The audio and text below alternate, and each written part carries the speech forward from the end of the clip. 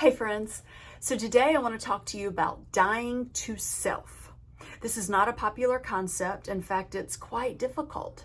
But when your marriage is on life support, what do? Well, number one, you pray. Number two, you die to yourself. And number three, you don't give up.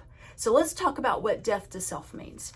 Death to self is when you die to having to have your way. You die to having to have the last word. You die to keeping your mouth shut.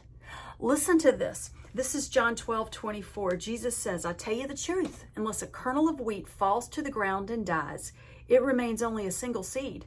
But if it dies, it produces many seeds. I remember the first time I learned this concept, I was crying out to God on behalf of my marriage because I had a marriage where pretty much we were cohabitating. There wasn't a lot of love in the house.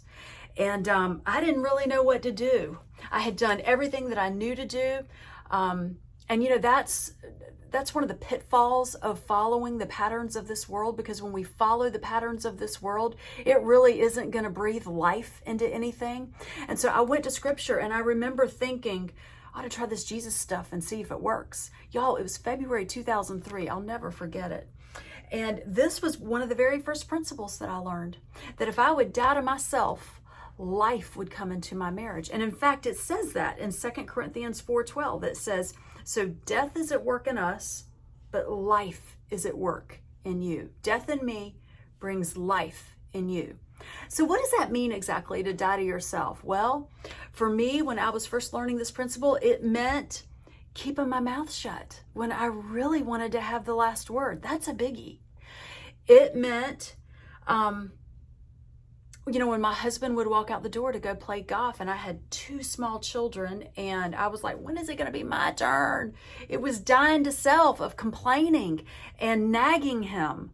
Dying to self meant during that period of time, I really didn't want to sleep with him at all or have any physical touch with him. But the Lord was telling me, you're going to have to die to yourself on that one.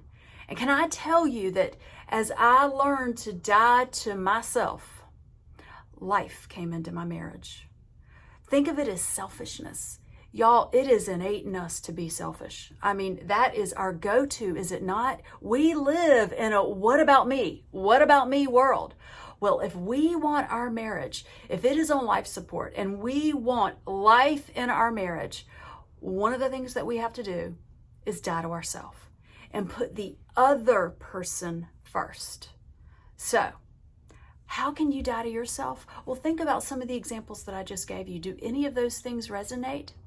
Ask Jesus, ask him, say, what do I need to do? How do you want me to die to self? It could be serving your husband. This morning even, I brought my husband coffee in bed. It was a way that I can serve him, die to myself. And y'all, the amazing thing is that death in me brings life in you. I can tell you from personal experience, death in me brought life into my marriage.